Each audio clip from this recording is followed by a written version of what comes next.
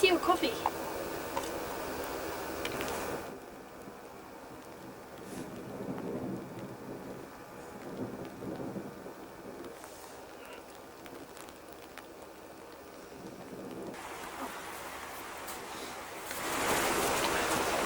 Sure there's no dog mark in it, though.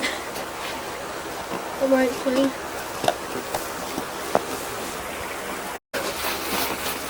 So if you can imagine when we're here, it was pitch black. There wasn't a sound, it was about midnight. And you could hear the water flowing but nothing else. And we're all sat around a campfire, about 10 or 12 of us.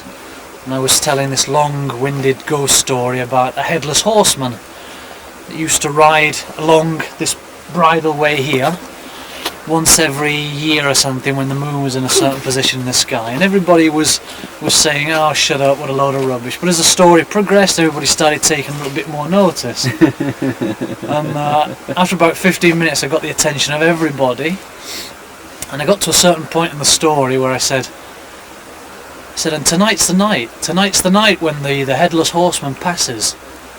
Shh! What's that? And everybody started to move their heads around. I pressed the button of the tape recorder where I tape the sound of the stagecoach rider, and it was doo-doo-doo-doo. And everybody scattered. They were frightened to death. Everybody would disappear into the hills. Well, you camped here as well, did you? Yeah, just around. Well, who was camping here with you then?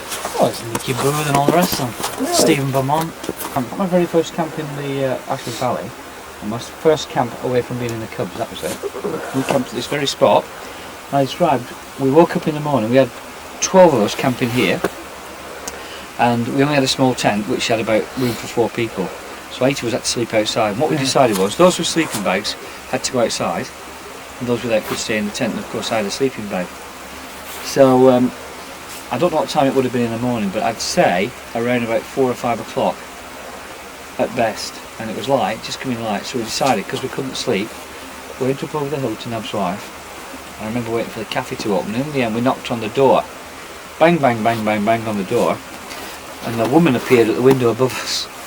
And I asked what time the cafe was opening. She said, "Well, have you any idea what time it is now?" I said, "No." She said, "Well, it's 5:10."